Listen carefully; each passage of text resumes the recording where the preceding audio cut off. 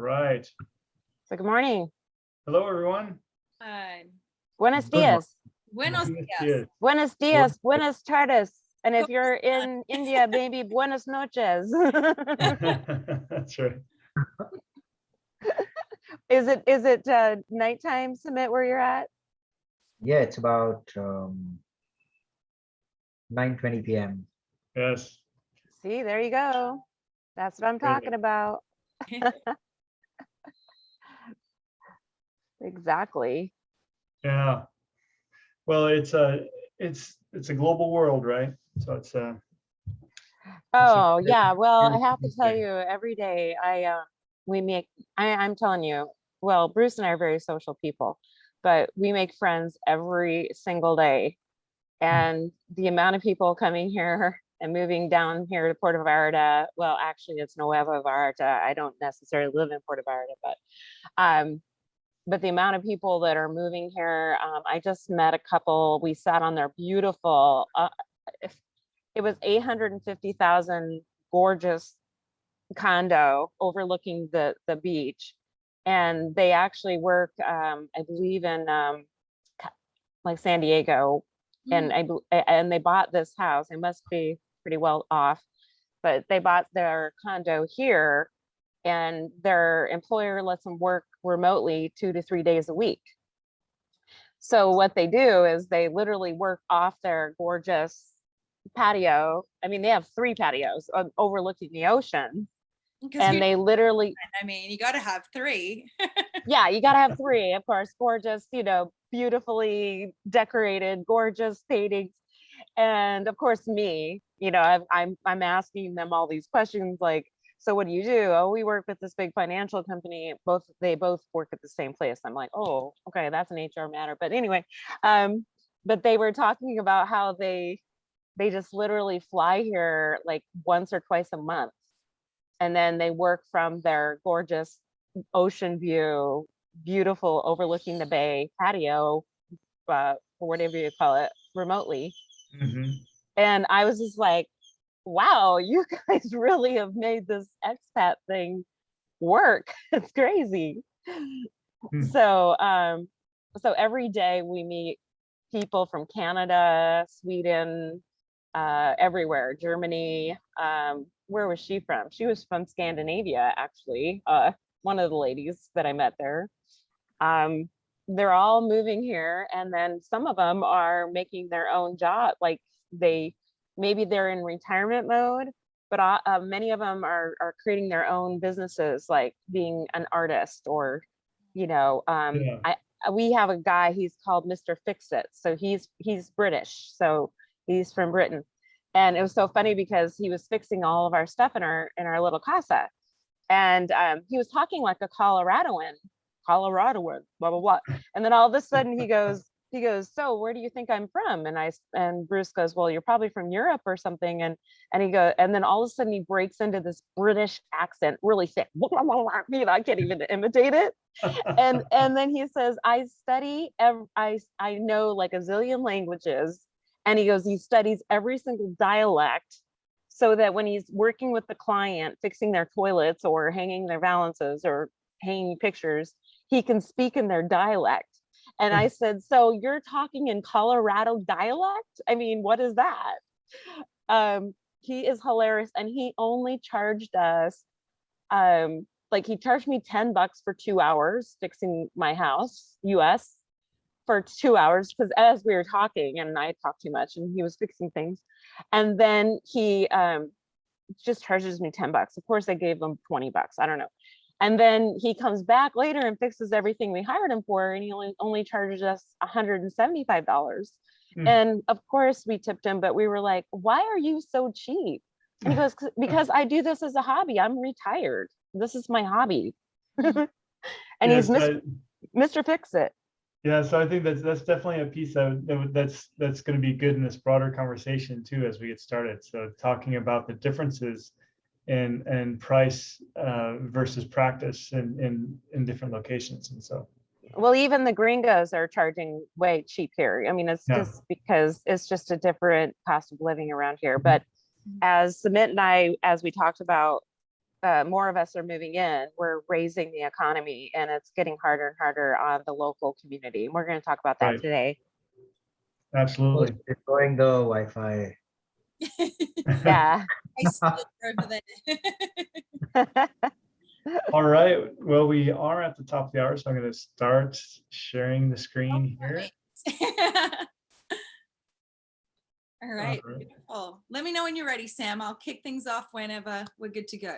It's all you, Jules. Let's kick it off. All right. Well, welcome everybody. We are kicking off another People Strategy Forum today. We're very excited to have you here. I am seeing some familiar names in the participants list, so welcome back. But if it is your very first time here, I want to officially welcome you. My name is Jules, and I help to moderate these sessions each and every week. And if you've just signed up and you're like, what did I sign up for? What do you guys do here?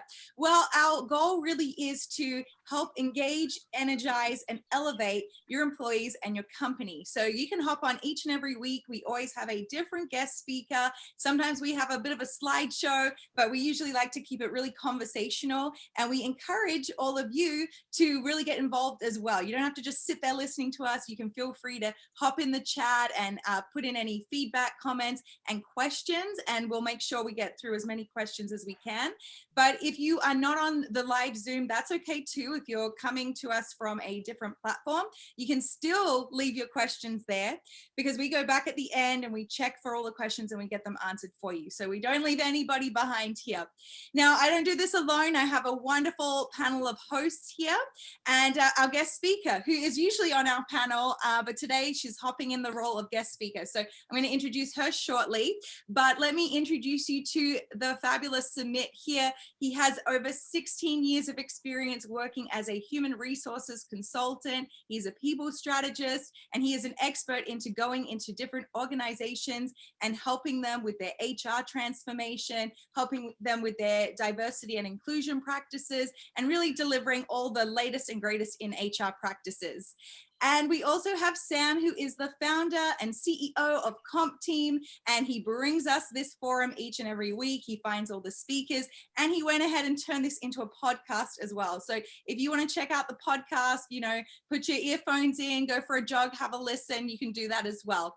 And Sam is an expert in compensation and rewards programs, and he goes and helps a lot of organizations really revitalize their compensation and rewards programs.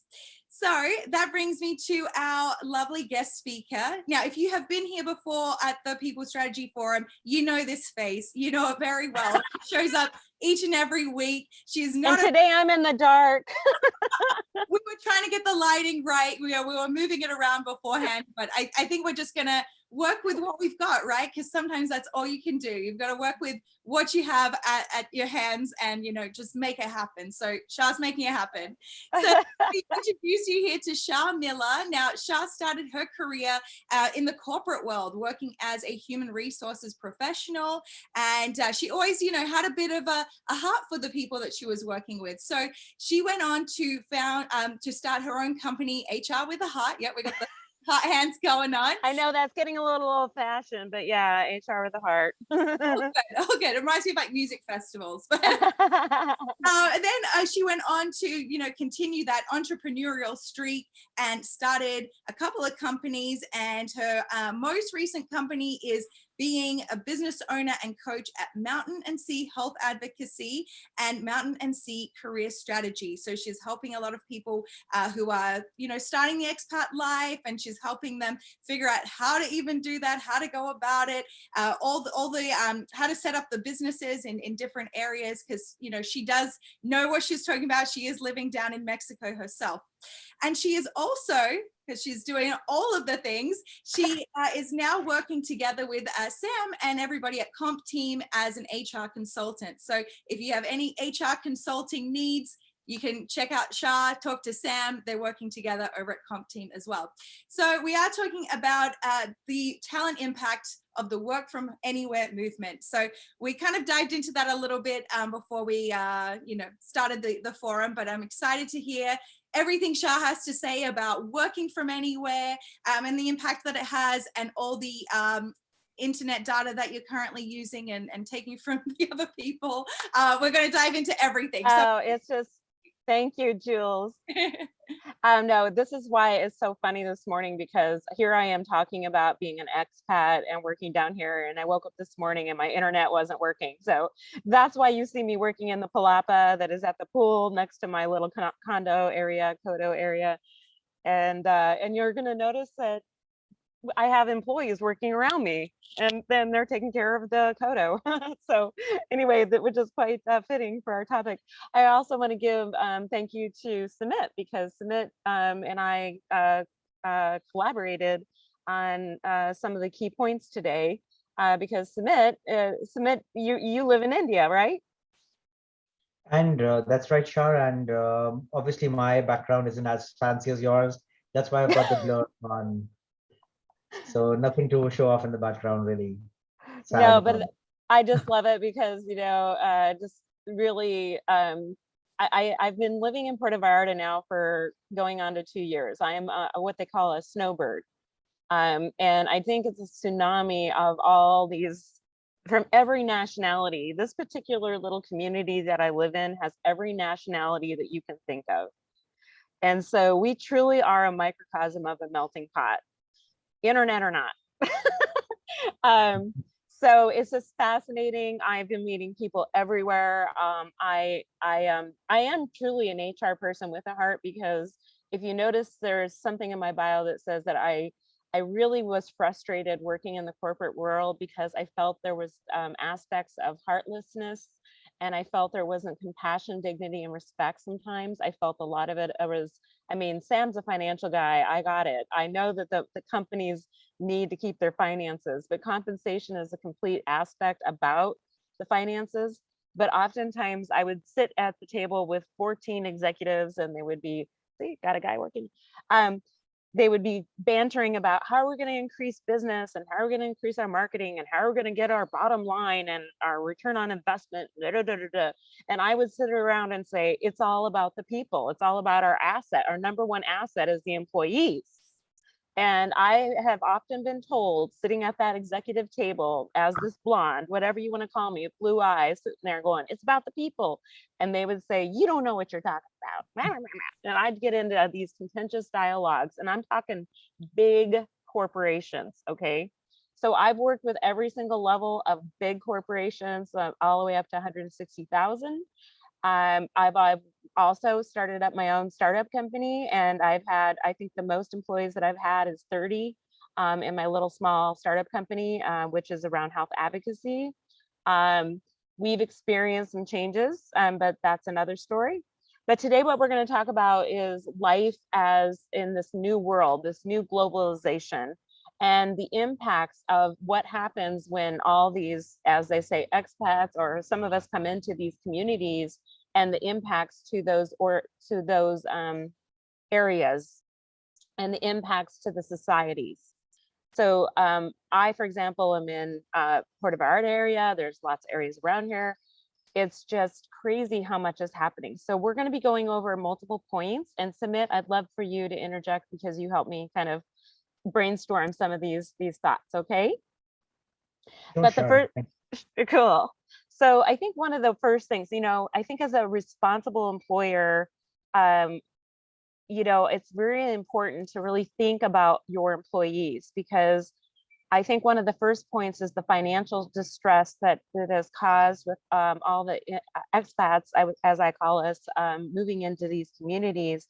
And I love, as Sumit and I were talking about, kind of like these outsiders that are taking up the local jobs and driving up unemployment and causing financial issues for the local communities.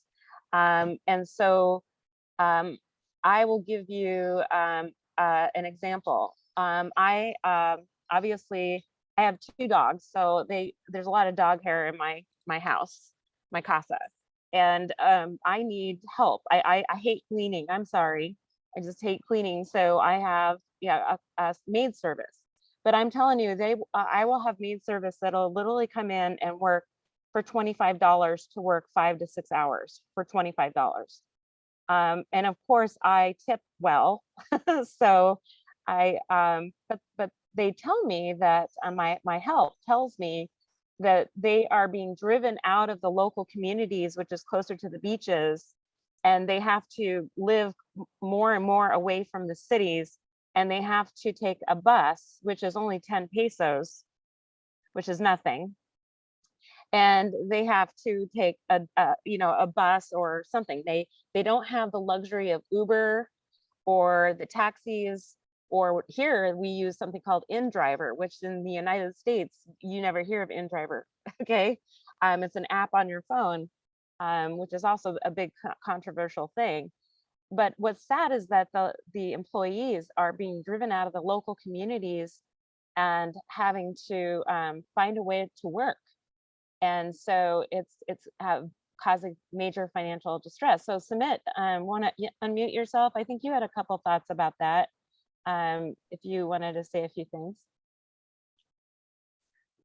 Absolutely. I think one of the biggest threats to local employment can come in from people moving in from different countries and taking away local jobs, or taking them back to their own countries as well. So for example, if I were to work as a consultant in a different country, perhaps they wouldn't be able to, I mean, local consultants may not be able to find jobs. So on one hand, I can pat myself on the back and say, hey, great job. You're creating jobs for drivers, like Uber drivers, cleaning people, and so on.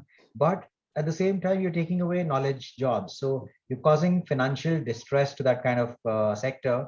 And while you can say, I tip really well, I'm improving the living standards of a lot of people, but it's not an equal comparison really. And I think that's one of the ways in which the financial distress also leads to friction, where people feel upset about the job loss and the fact that there are fewer opportunities for them to step out of poverty or step out of relatively unskilled professions. Correct. What do you And think? so, yeah, I'm sorry. Yeah, what you can ask Sam what his thoughts are about the pay.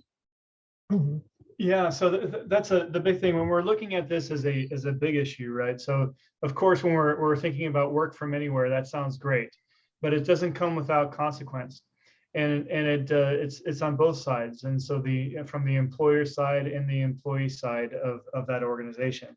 So let's just think of what employees want. Well, right now, we want employees would like to work from anywhere. They would like to have the flexibility to work at home whenever they'd like to and be in the office and so forth. So there's a lot of different flavors of what that is. But we are all used to what we've been paid in the past. And if we work in different locations where there's let's see, a lower standard of living or a lower cost of living, I guess you could say, is we're going to be, if we make the same salary as we did in that lower cost of living area, that means we have more in our pocket, we have more to spend, right? Just as a part of being in that area. And so we are, because of that, we have greater advantages than other people that are around us in that local environment, correct? So there's certain consequences that come with that. And first of all, if you're the person that's being paid more and can spend more, that feels great. But we're taking other things away from the local community, such as like Sumit said, jobs. We can afford to eat more out and so forth. And once again, that sounds great. We're providing local funds to those businesses. But now it's not just you. Now there's 500 people around you that are also moving into that area. They're taking up the housing. They're taking up the assets. They're driving up prices because they're willing to pay more for the local goods that they are used to and from wherever they're from. And so it starts changing the economy overall and has an impact. Right. Yeah, and so that's what Sumit and I were talking about. It's like the Maslow's hierarchy of needs, right? Because, I know this is, to us HR folks, we've been talking Maslow's hierarchy of needs forever. And to the point now, it's kind of, it's old hat. But it really is true. It truly is. And, I think we were talking about cultural friction. And so it's almost like we're at odds with the local population because we are taking up the you know, the opportunities in these communities. They're being pushed out of the area. You know, there's various things that the employees having to do at the Maslows. It's difficult getting an education if you have to support your family and barely be able to afford fruits and vegetables and the luxury foods. One example that I have around here is about 25-minute walk up the beach. Isn't that sound nice? I take my dogs, we go up the beach, and there is this little restaurant. I'm not going to say the name. I don't want to say anything offensive about the name. But it's a great little restaurant. It happens to be the wife of one of the guys that support me here locally that works there. And the food prices just keep getting higher and higher and higher. So only the gringos are really eating there now, you know, and you know, every nationality, you look around and you don't see any Mexican or Latin, very, very few literally enjoying the food. Meanwhile, there's different grocery stores here that are designed for the locals and us gringo expats. So yes, we do have a Costco here. We do have a Sam's Club here. We do have Walmarts here, right? But there's special grocery stores where more of the locals will shop, which is a lot more affordable. But unfortunately, when you go into those stores, you're noticing it's not it's stuff that's not as healthy. You know, it's one time I stayed in Belize, and I stayed on the island out in Belize, and you know, there was hardly any food there in the grocery stores. It was all Pringles and Cheetos, and don't get me around a bag of potato chips, okay? I'll eat the whole thing. But anyway, but I couldn't find good food. So from a Maslow's hierarchy of needs, it's like if we're impacting these local communities, it is causing a cultural friction. And the employees that serve the gringos or the expats coming in the area have a very nice, pleasant smile, like, oh, hello, Miss Char, or they call me Charlene. Hi, Charlene, or they call me these funny names.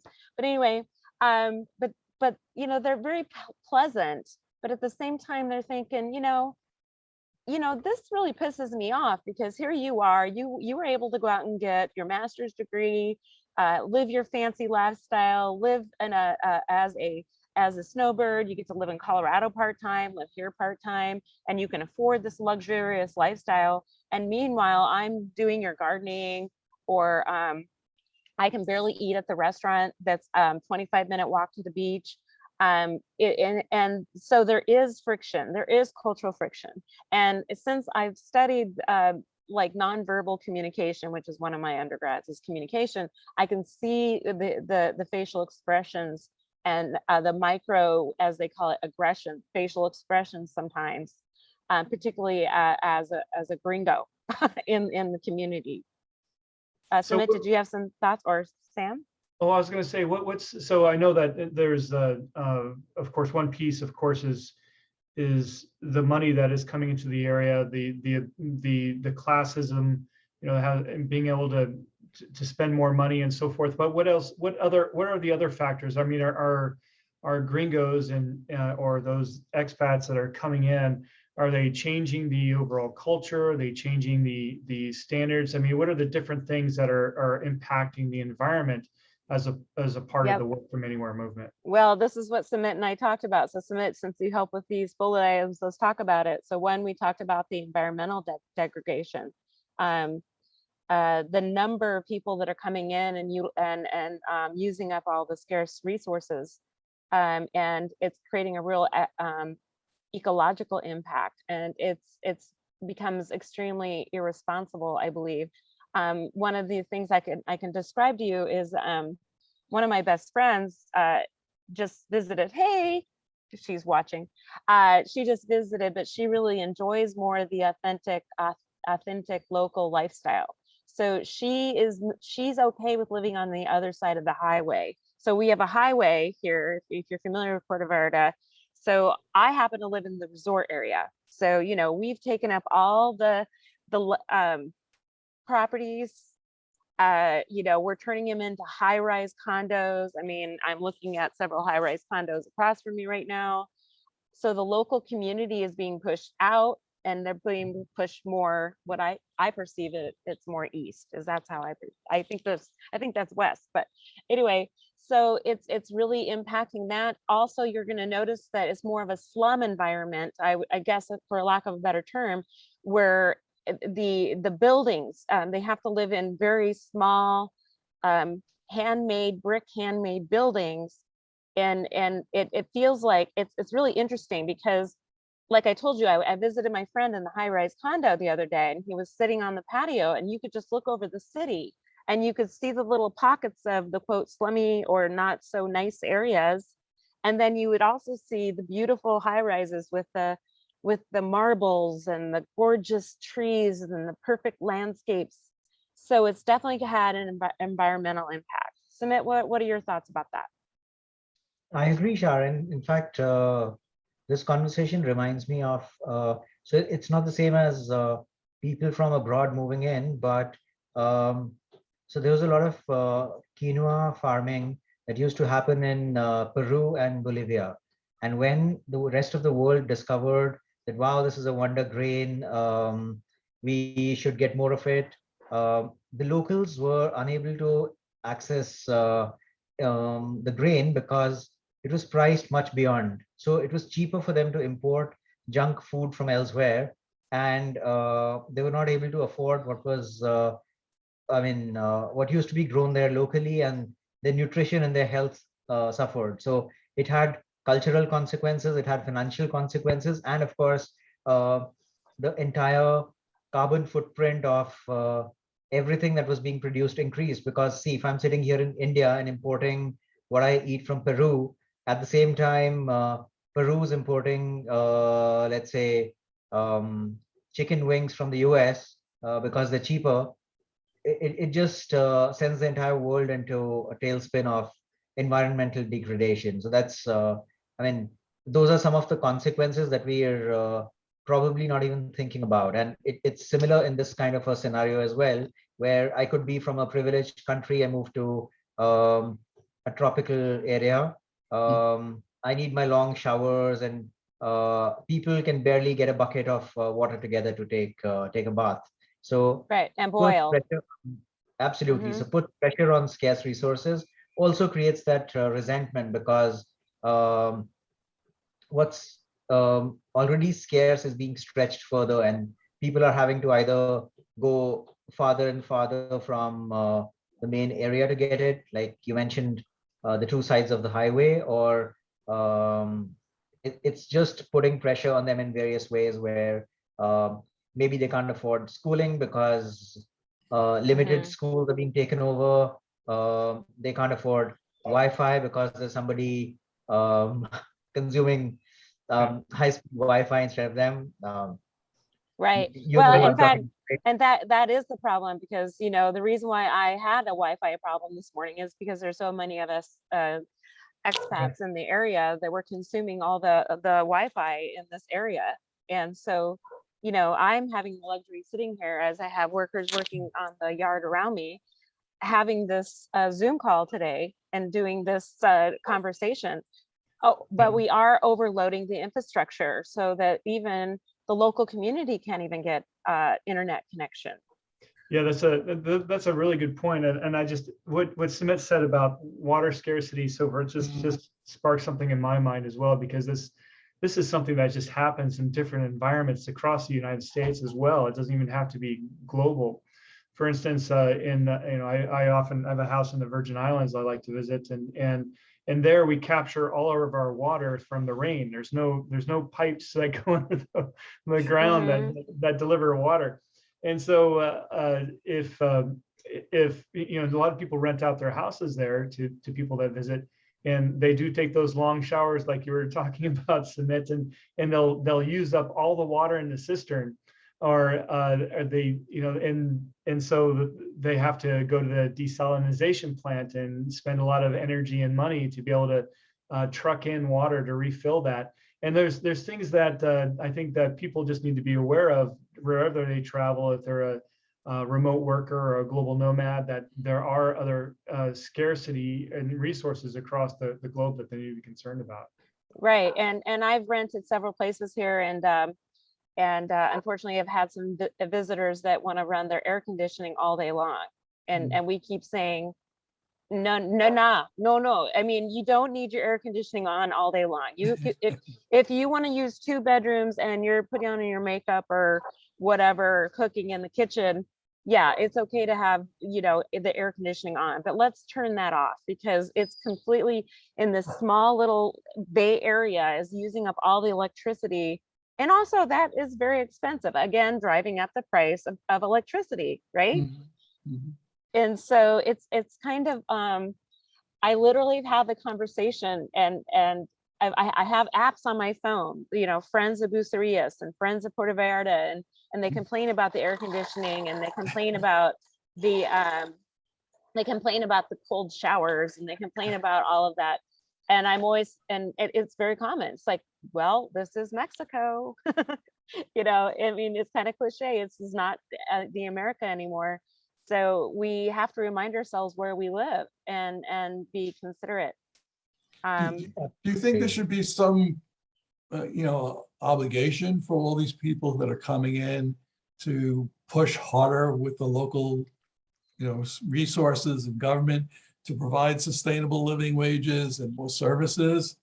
I Well, you there's- know, it's a very good question, Howard, and we did talk about this too, because it appears to me there's a lot of compliance, and from an employer standpoint. Well, there's 2 sides of this. You asked more about the water and the and electricity and the food. Yes, I think that needs to be better regulated, and I think more responsibility needs to occur. On the HR side of things, I think that I will give you some examples. I talked to some of the staff here. The staff that I've talked to, in fact, even around me, work 12-hour days. They work 6 hours, 12-hour days. We have a security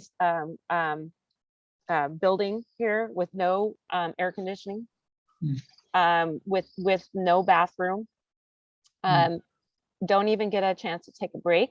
And so all the gringos are expecting, or expats are expecting, their gate to be magically open sesame. They're open my gate for me, I'm going to come through. Meanwhile, the security guard can't even use the restroom or eat or get air conditioning himself or herself.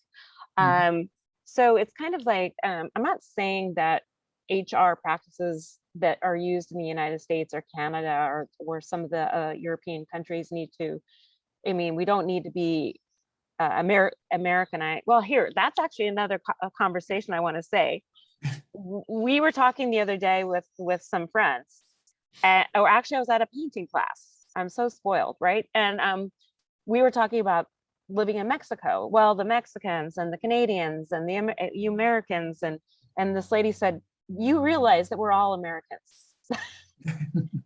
She says the Canadians, the United States Americans, and the Mexicans were all Americans, right? So, and I was like, wow, that's a very good point. But back to your question, yeah, I think it's it really needing to have just a sensitivity to the employees that are being impacted and how we're treating them, because I have seen rude people treat the staff horribly, assume that since the cost of living here is so cheap that there's no reason to tip, because they don't really tip here as much. So that's why people like me over tip. I also have heard, like, for example, there's an assumption by the locals that the expats can pay the HOA fees because they can afford it, where the locals don't have to pay the HOA fees. And so we've actually had cultural clashes about that particular topic.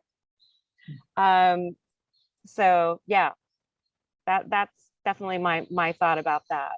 Yeah, so I think that there's a lot of things, of course, as this happens in different societies and towns and across the globe. I mean, this is not an uncommon story about how the prosperous or those that are privileged come into a particular area and take up resources and so forth. And it's a common story. And I know there's a lot of these cultural impacts that are also occur.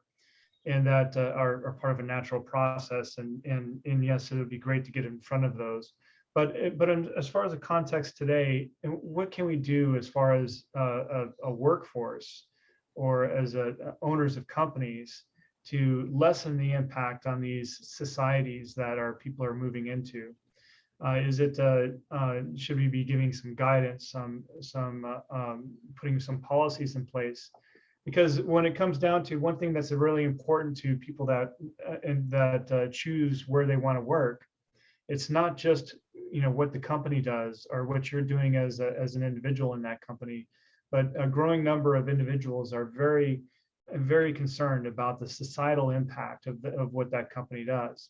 And so when we're thinking about lessening the work from anywhere movement is quite new. What should companies do to lessen the impact on these beautiful places that our employees are moving into because of their new found independence? Well, both Sumit and I will have a thought about that, but I will say I have not done a full study on this. I mean, we do have the Hard Rock cafes, and we do have resorts, and we do have some Sheratons and various things. I do believe many of the resorts around here are owned by the Mexican population. But definitely, I think having the open honesty and the conversation about it. I mean, I do openly talk to the leaders and the owners of these establishments.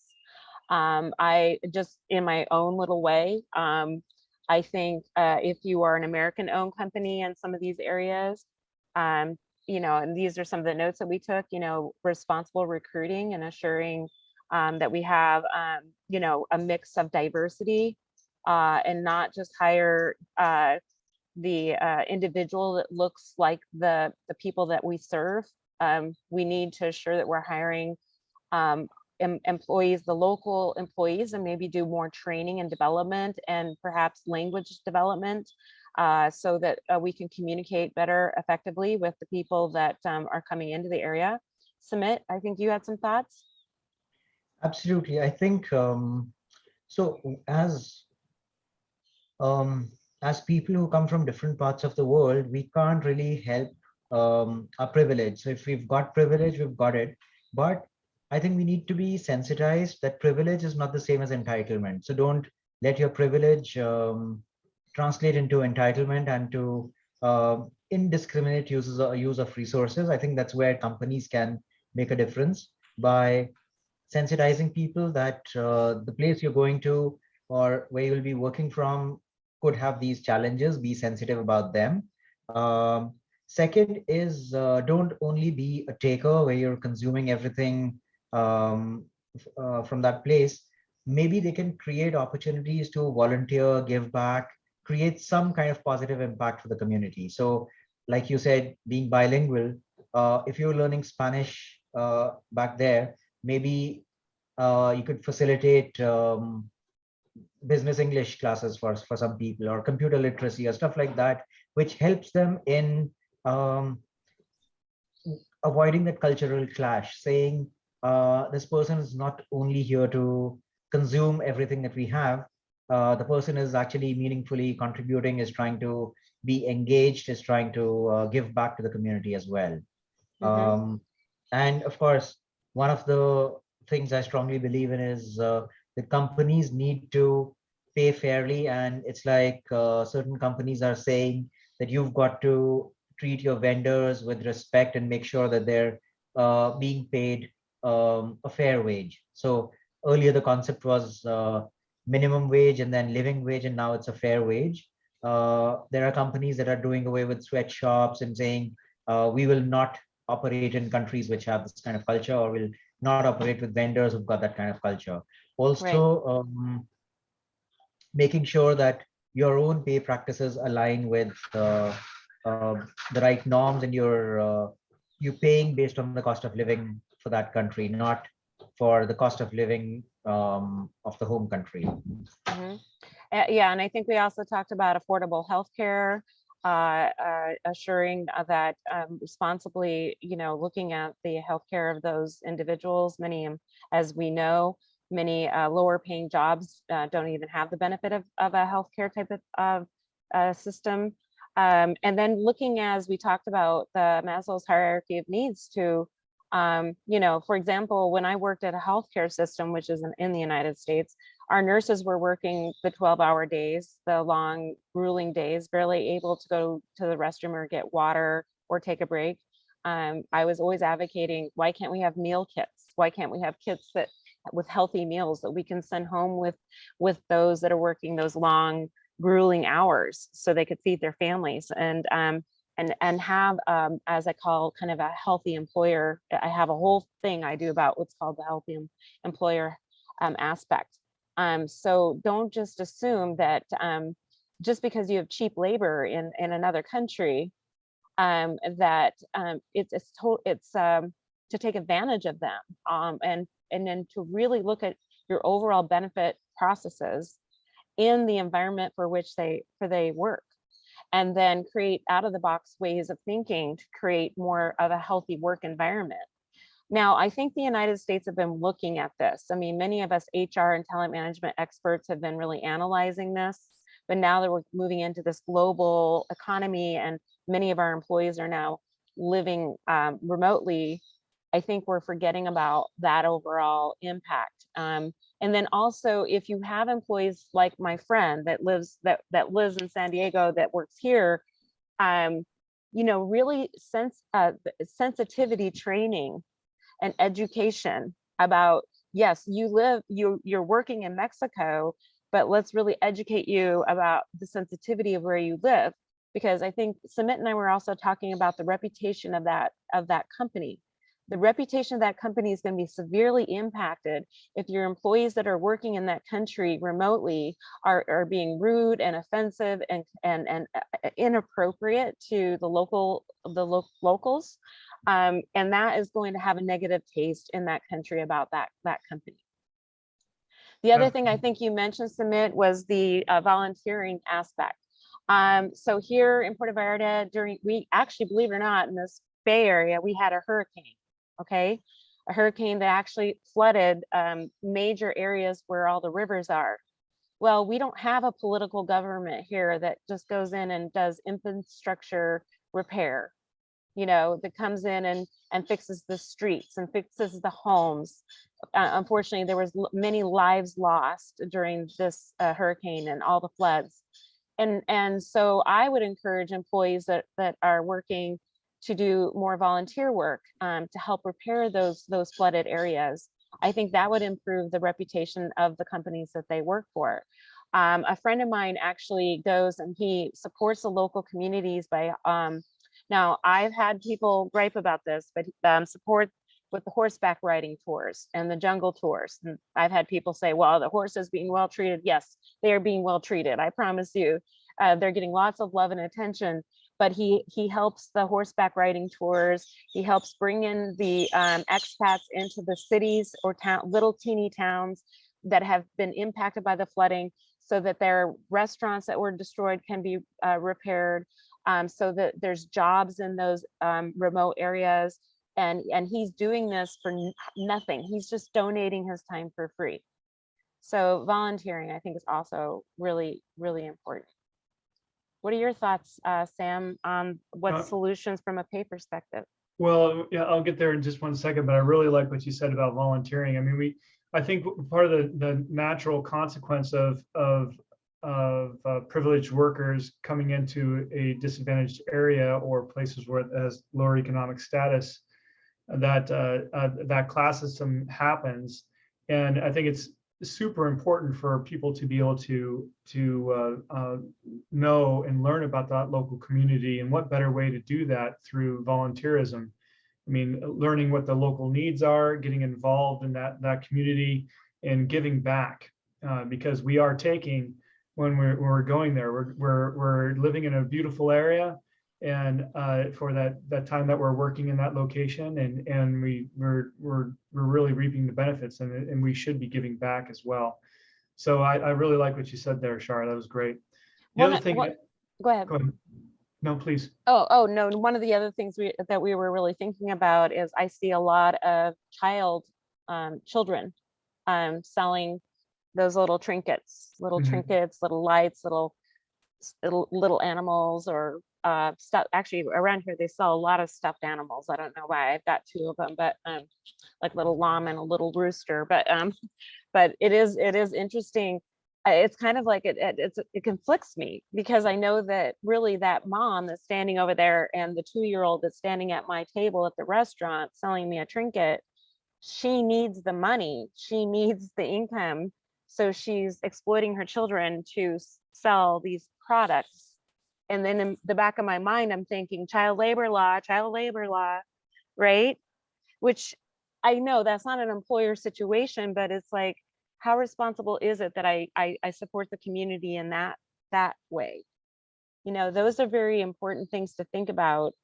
And I think if I was to live here much longer, getting involved with, well, we all know that there's some very interesting politics in other countries. I'm not going to get into the word, but I mean, but talk to the legislative, the leaders, the regulatory leaders in the area, help educate about how ways we can improve the area, how we can partner with the expats and the gringos flooding the area, how do we help communicate? I don't know, volunteer, get on advisory boards perhaps for some of these companies. I mean, I could see a lot of opportunity there. Now I'm gonna volunteer myself for all kinds of crazy things around here. That's right, good for you, Char. So, but one thing I wanted to add is just when we're looking at this from the employer standpoint, and we're looking at pay, and of course, pay can impact these areas greatly. I started out the conversation with saying that, you know, a lot of the trend right now is that sometimes companies are not adjusting pay to local rates. You know, it really depends on their policies that they might have. But what I would add is that it's important to think about your pay policies in perspective to how long a person is going to be in a certain location. For instance, number one, it's super important for us to honor local immigration laws and ensure that our people have the right to work wherever they're at, and that's one important thing. Make sure that they're paying they're paying their fair share of taxes in that location and following the rules as much as possible, because that can come back to your company and impact its reputation and perhaps other legal consequences. So it's important that we're following those pieces, those laws, those local laws. The taxation thing is pretty fascinating. I'll give an example. Everyone knows we have Ubers. Then there's the taxis. Around here in the resort area, they keep the Ubers out, so to speak. But there is something called InDriver, which is basically an app on your phone. And recently they've been cracking down on InDriver because the gringos are paying in cash. And so the driver some drivers don't pay their taxes. Okay. So now that's become a real political matter, and it's really becoming a big issue.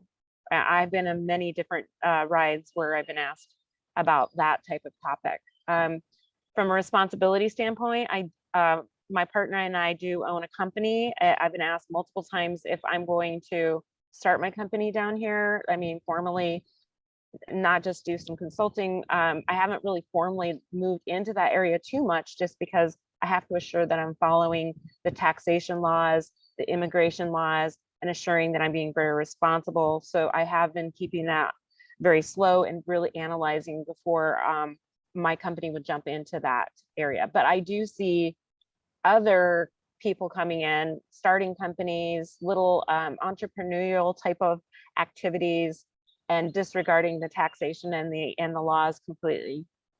And one of these days it will backfire. Yeah. Mm-hmm. The other thing companies need to consider is how their workforce is moving around the world. You know, so that we do have this standard of a global nomad, and the current trend that a lot of companies are doing is they're paying, for instance, their standard rate. Let's say they're out of San Francisco or something like this, and they're paying that San Francisco rate no matter where that employee is working or how they move across the globe. And so that may be very compelling from the employer standpoint in attracting talent, and also from the employee standpoint of they can work anywhere and so forth. But as we were just talking about, paying those high rates in certain areas for long periods of time can disrupt the local economy. And so I think that it's more responsible of companies to think about, there's what is the is this a temporary placement where this person is going to be working in this location? Are they going to be there for what time zone or timeline are going to be there for? Is it going to impact any local labor laws? If it does, then we need to make sure that we're checking the right boxes and following the rules, and perhaps we're localizing pay at that point. Maybe we're taking pay from that one pay scale that we're talking about from San Francisco and making it more of a localized rate after a certain time passes. And so to ensure that they're more fair to the local community. Because one of the things that you were finding is that, when you're paying San Francisco rates in a very low income country, I mean, that a computer programmer or a software engineer can start making more than a local CEO or a local doctor. And of course, that's very disruptive to that industry, those job practices. So we're definitely having an impact. It's a big challenge. It's one thing when a company sets up a formal operation in a location and really looks to adjust to that location. But like you said, Sam, when this work from anywhere, it's almost impossible for companies to manage that if people are all over the globe deciding to work from different locations. And how do you figure out what to do in one location versus another location when there's only one or two people in each of them? Right. And one of the other topics that Sumit and I talked about was the data privacy impacts.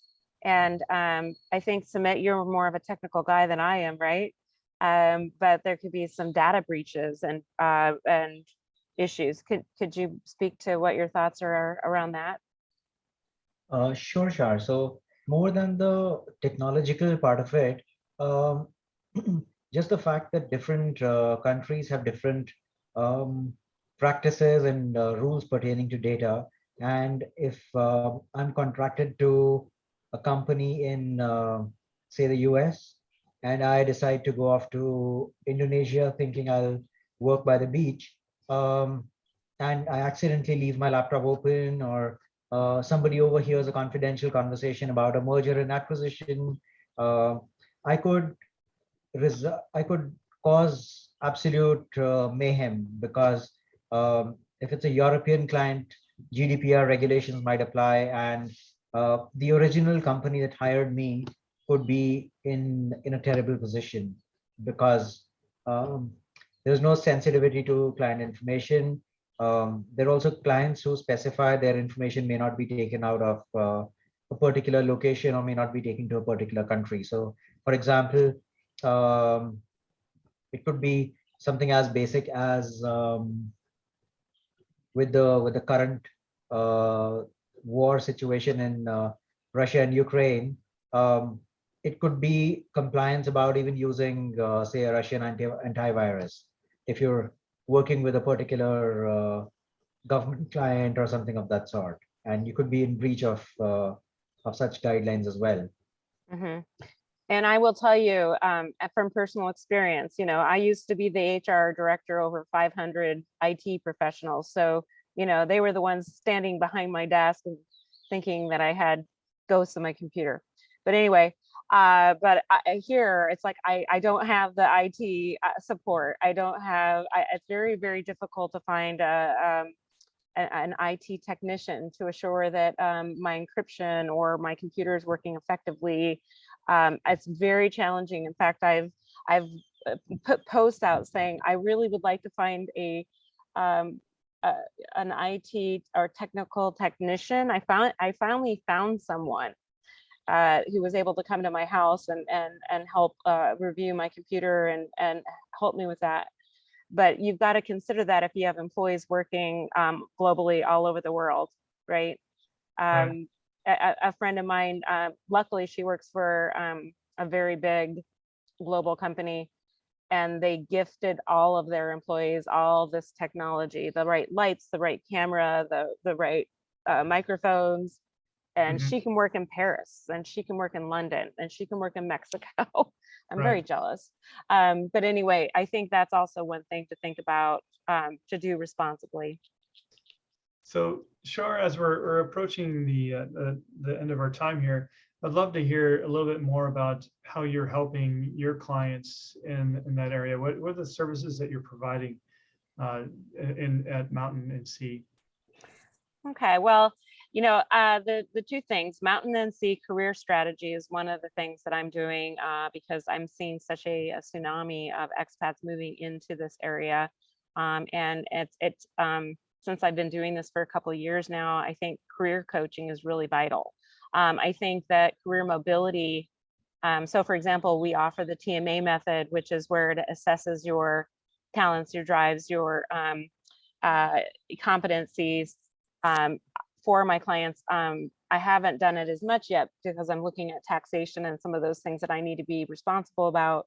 But really supporting those that want to make a career transition. I would also say career transformation is huge, as we call the mass exodus. Many people are now realizing they don't want to work in the cubicles anymore. From a health standpoint, they're concerned about COVID and other things, so they want to work in a remote type of position. And many of my clients are wanting to now become freelancers and maybe entrepreneurs. So I support people with really thinking about, from a career transformation, what that will be. I do coach my clients to keep their regular corporate job as long as they can, before they jump off the ship like I did. I jumped the ship in 2016. I've had challenges, ups and downs, ins and outs of being a business owner, but I do recommend that. Other clients that I support on the health advocacy side, I would say it's called Mountain and Sea Health Advocacy. Here in Mexico, they call them doc in the box.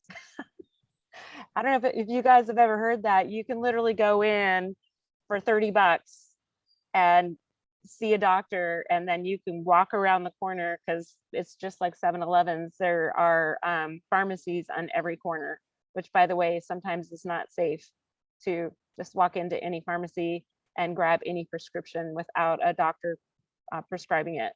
So I have a health advocate that really helps people really be careful with their prescriptions and what they're doing when they're going into these countries, really considering the fact that your health insurance might not cover your needs in that country working there.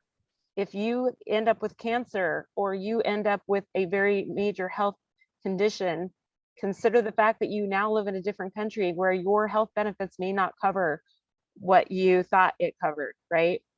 So that's my Mountain and Sea health advocacy side. And I think there's a real a lack of awareness of those impacts.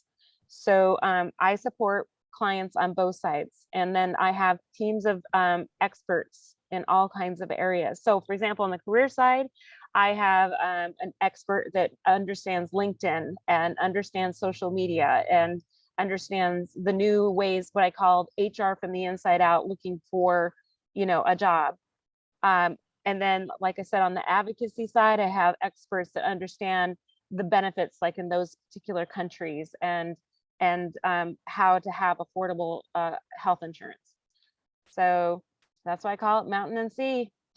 Yeah, so I think those are important concepts as people are thinking about doing the same thing, working from where they would like to work, or operating their business from different locations. Having that guidance is so important. Well, I do want to say that I am a big believer leaving corporate myself. When I worked my last corporate job, I didn't touch my LinkedIn ever. I never looked at my LinkedIn. And you guys would be shocked, because now I have like 23,000 followers. Took me years to build that up. But anyway, I think it's important that as a very responsible employer, like I do with my employees, I tell them to always consider that side gig, that other job, I afford my employees, because we are reopening. We had to make some changes and temporarily close down. We are reopening in the next 2 weeks. But I always tell my employees, look, and we have most of our employees work part-time at very good pay and very good health insurance, but have another job, because you just don't know what's going to happen in this world. Oh my gosh, right?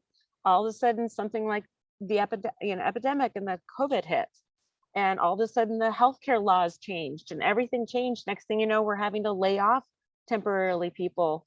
So I think it's very responsible to have a couple different jobs, and that's why I do have several companies, and I think that's important.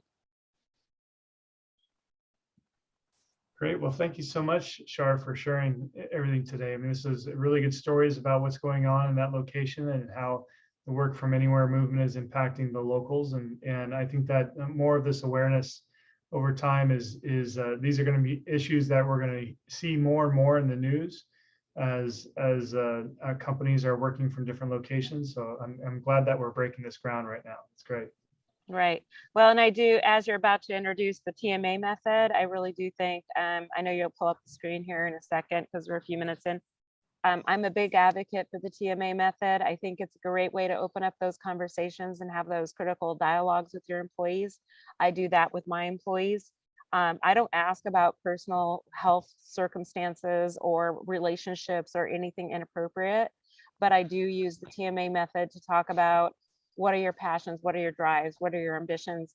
And what I love, this is what you usually talk about, Sam, but there are free apps. There are literally free apps for the TMA that are great for career transformation, and also for really understanding competencies and how to develop and learn and help your employees move through that.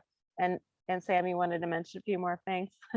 Yes, well, I think that's a good point. I mean, I love that you brought up the TMA method, because this is a great way for employers to understand the passions of individuals and begin to have those conversations, if they're like where we talked about today, the impact on others and working in your community and the appropriateness of social impact and so forth can be part of these conversations.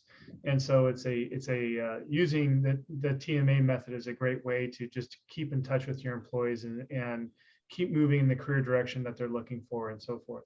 Yeah, and I have actually applied it, and I believe that my company really succeeded because I have a very non-traditional talent management strategy. And I used to teach the traditional talent management strategies and support executives with it. But now that I utilize the TMA, I think it's really improved our productivity and using positive psychology. So I really advocate and have applied it with my own companies. That's great. Right. And so as we're reaching the top of the hour here, I just want to acknowledge our next week's speaker. We're going to have Danelle Green, that is going to come out and speak about the well-being of companies, especially in this time of turmoil that we're seeing. We have war in the world, and we're coming out of the pandemic, and hopefully that'll stay away. We're hearing of new variants and so forth. Hopefully those won't become a problem. But we need to stay vigilant and think about the well-being of our people and what we need to do to continue to be agile and resilient as companies face these things. So join us next week when we have Danelle Green on the program. Looking forward to that. Right. And really, I just highly recommend share what you're learning from these things, because our forums, if you go out to compteam.net, I think they could find the YouTube channels and the various recordings and podcasts, right, Sam? That's correct. Yeah, and we started this, Sam, well, I was kind of there at the beginning. We were working with the TMA, and when did we start this? Back in March of 2020? About 2 years ago. Yeah. 2 years. Yeah. So I think that you can, if you have any topic that you want to listen to, all these experts that we've had as speakers, it's a lot more positive than listening to the news. That's and right. you might learn something. Right. Well, thank you so much, Char. Thanks. Hope to see everybody next week on the People Strategy Forum. Thanks. Great. Stay well, everyone. Bye. Bye. Bye. Bye.